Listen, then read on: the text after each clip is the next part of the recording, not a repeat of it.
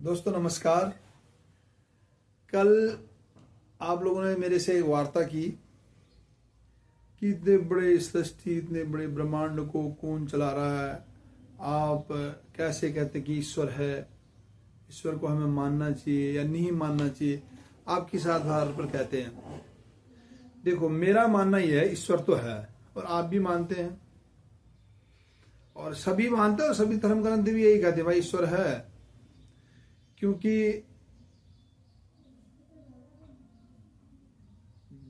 जय पराजय, लाभ हानि, यश अपयश, जन्म और मृत्यु ये सब ईश्वर के हाथ में है। आप कितने भी महाज्ञानी संत महापुरुष के पास जाइए या किसी वैज्ञानिक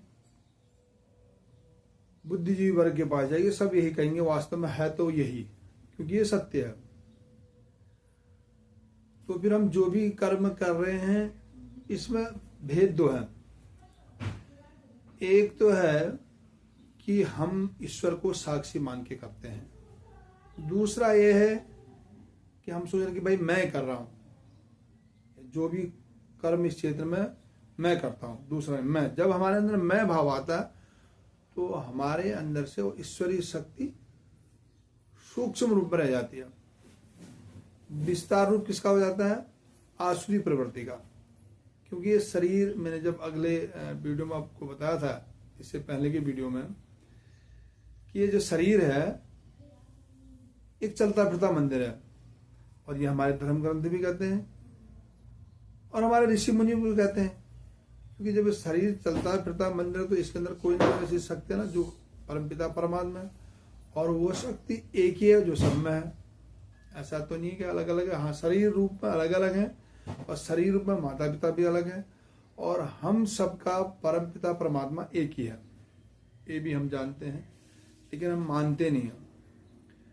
संसार में चाहे जो कुछ भी हो रहा है, हमारे ऋषि मुनि बहुत बुद्धिजीवी रहे, वो समझ रहे थे या समझ चुके थे कि हमारा आध्यात्मिक विज्ञान से भी बढ़ के है। हम लोगों ने विज्ञान को तो माना, लेकिन विज्ञान कहाँ से प्राप्त हुआ उसको जानने की कोशिश नहीं की। ये हमारे आध्यात्म से ही प्राप्त हुआ विज्ञान भी। लेकिन इस विज्ञान का प्रयोग हम किस चीज में कर रहे हैं? विनाश के लिए ज्यादा कर रहे हैं। क्योंकि अब हमारे अंदर ये भाव बैठ गया, ये मैं करता हूँ, ये मेरी बुद्धि से हुआ है, मैंने मेहनत की है। मैंने ये नहीं सोचा कि ईश्वर ने मुझे इस कर्म क्षेत्र में एक पावर दी, एक दायित्व दिया है, जिससे कि सामाजिक ताना बाना बराबर बना रहे, सबका एक दूसरे के प्रति प्रेम हो। अगर सभी एक ही हर व्यक्ति को हर सर्वगुण संपन्न बना दिया जाए तो फिर किसी का किससे मतलब ही नहीं रह जाएगा। क्योंकि प्रत्येक व्यक्ति सर्वगुण संपन्न है, कोई आदान नहीं, कोई प्रदान नहीं, कोई व्यवहार नहीं। इसलिए परमात्मा ने इस कर्म में मनुष्य को इसीलिए भेजा है, अलग अलग शक्तियों के रूप में सब एक दूसरे के काम आए, एक व्यवहारिक जीवन बना रहे हैं। लेकिन उसके विपरीत आज का मनुष्य क्या है? वो चाहता है कि भाई नहीं, मैं बहुत बड़ा हूं, जो मैं कर रहा हूं वो सही है और दूसरा गलत है, या उसको गलत सिद्ध करना। वो ये नहीं समझता कि मेरे अंदर और सामने वाले के अंदर वही शक्ति है, तो फिर हम बुरा किसका कर रहे हैं? अगर मैं सपोज आप किसी के लिए बुरा सोचना, तो वो तो मैं उससे मैंने अपना कर रहा हूं ना, क्योंकि उसके अंदर वो परमात्मा बैठा है जो मेरे अंदर बैठा हुआ, तो वो तो सब कुछ जान रहा है कि मेरे व्यवहार में क्या उत्पन्न हो रहा है। इसीलिए इंसान को भगवान ने एक व्यवहार दिया है, जिस व्यवहार को हम एक दूसरे के प्रति, जो हमारी सामर्थ्यता है, हम जिस पद प्रतिष्ठा में है, जिस कार्य क्षेत्र में है, अपने कर्तव्य का निर्वहन इस तरह से करें कि सामने वाले पक्ष को किसी प्रकार का दर्द महसूस न हो, परेशानी महसूस न हो, क्योंकि वो भी हमारा है, कोई परायत्मा है नहीं। इसलिए भगवान श्री कृष्ण ने हमें गीता का उपदेश दिया। गीता का उपदेश सब सुनते भी हैं और गीता को सब मानते भी हैं, लेकिन गीता को अपने जीवन में कोई नहीं उतारना चाहता है। गीता क्या कहती है? वर्तमान में जिए। तो वर्तमान का मतलब क्या है? जो हो गया वो तो हो गया, कल कभी आएगा नहीं। तो वर्तमान का मतलब है सब हम एक मंदिर जा रहे हैं। आज हम सोचते हैं जी मतलब आज मंदिर जा रहा हूँ, आज मैं झूठ नहीं बोलूंगा, आज मैं गलत काम नहीं करूंगा। हम एक भाव व्यक्त कर लेते हैं अपने मन में, क्योंकि मैं आज मंदिर जा रहा हूँ। तो गीता हमारी हमको यही सिखाती है कि वर्तमान में हम जो कर्म कर रहे हैं वही सत्य है। अगर हम गीता को मान लें तो वर्तमान का मतलब हर कार्य जहां भी हम कार्य कर रहे हैं या जिस क्षेत्र में भी, उसको ईमानदारी से सच्चाई से और ईश्वर को साक्षी मान के करें, तो कभी हम गलत कर ही नहीं सकते। अब हम क्या करते हैं, भगवान को अपनी इच्छा के अनुसार एक दायरे में बांधते हैं कि भाई हाँ वो माता जी तो उस मंदिर में है, वो देवता तो उस मंदिर में, मतलब हम अपने आप को खुद ठग रहे हैं भगवान की आड़ में कि भाई मैं मंदिर में चला गया, अब तो मैंने वहां हाथ जोड़ दिया, मैंने प्रसाद चढ़ा दिया, पूजा पाठ कर दी, अब तो मेरा कुछ बुरा नहीं होगा, क्योंकि मुझे किसी मनुष्य ने देखा ही नहीं, मतलब भगवान को उतने दायरे में था। तो इसलिए ईश्वर हमारे लिए दायरे में हो गया। महाभारत में हमने देखा कि द्रौपदी के लिए भगवान साड़ी क्यों बने भाई, उन्होंने उनको सब जगह एहसास किया। लेकिन आज का मनुष्य स्वार्थवश, ऐसा स्वार्थ जिससे उसका ही सर्वनाश है। स्वार्थ का मतलब क्या, स्वार्थ का सही भावार्थ तो है स्व का अर्थ, अपने आप ने अपना अर्थ जानो कि हम यहाँ क्यों इस धरती पर आए हैं। लेकिन आज के स्वार्थ का मतलब लोगों ने क्या बोला, हम भाई बस इस शरीर का पालन, सामने वाले का शरीर पराया है, ये शरीर मेरा है। वास्तव में शरीर अलग अलग है।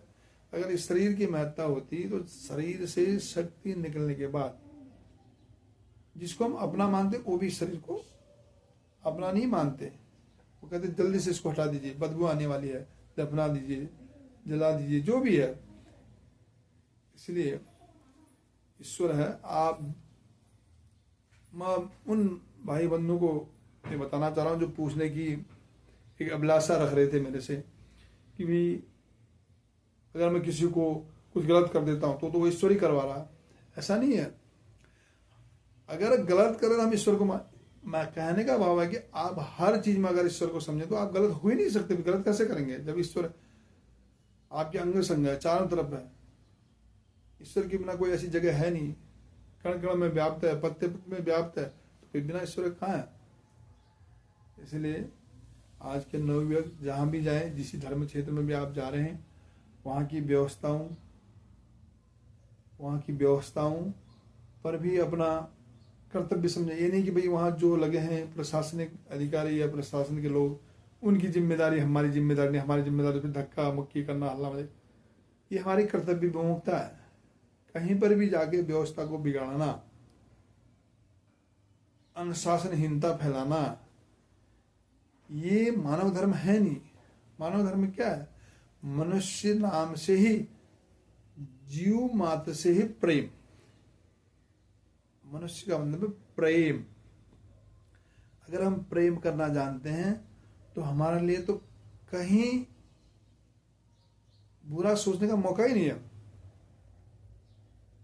अब आजकल एक फैशन है कि हर आदमी अपने घर में एक कुत्ता पाल लेता है। अच्छी बात है, जीव मात्र से प्रेम होना चाहिए। लेकिन हम उस कुत्ते को भी स्वार्थ के लिए पाल रहे हैं। ऐसा स्वार्थ कि भाई ये मेरी रक्षा करेगा, क्योंकि हमें भगवान से तो भरोसा ही नहीं है। जब ईश्वर सब जगह है, हम एक प्राणी, मूक प्राणी जो बोल नहीं सकता, जो ईश्वर के बारे में जान नहीं सकता, जिसको संस्कार पता नहीं है, उसके भरोसे अपना जीवन कर रहे हैं। लेकिन उस परम पिता परमात्मा को नहीं कर रहे हैं अपना जीवन उसके भरोसे, जिसने संसार को ही निर्मित किया है, जो संसार को ही चला रहा है। संसार एक कठपुतली है, रिमोट परमात्मा के हाथ में। ये परम सत्य है, ये पर ध्यान रखिएगा। मेरा अपना मानना यही है।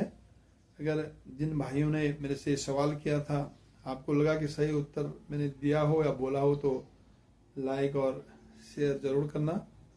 अगला कोई क्वेश्चन होगा, मुझे लगेगा कि नहीं मैं इसके बारे में कुछ बोल सकता हूँ, तो बोलने की कोशिश करूंगा। धन्यवाद। जय हिंद।